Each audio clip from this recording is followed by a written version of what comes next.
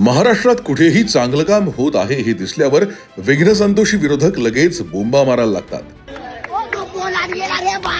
असंच त्यांनी समृद्धी महामार्गाच्या वेळेस केलं होतं आणि आताही ते शक्तीपीठ महामार्गाला विरोध करतायत. वर्धा ते गोवा असा हा 802 किलोमीटरचा महामार्ग विकासापासून लांब राहिलेल्या मराठवाड्यासाठी संजीवनी ठरणार आहे.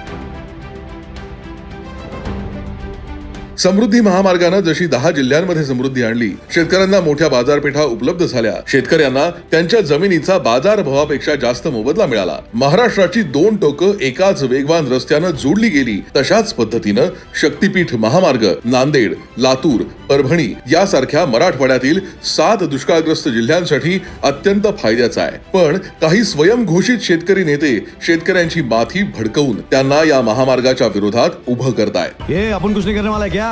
जो कुछ भी करना है तुम लोगों को करने का है. हे अत्यंत दुर्दैवी आहे. विरोधकांना महाराष्ट्राची झालेली प्रगती सहन होत नाही, म्हणून ते महाराष्ट्राच्या प्रगतीलाच विरोध करतायत.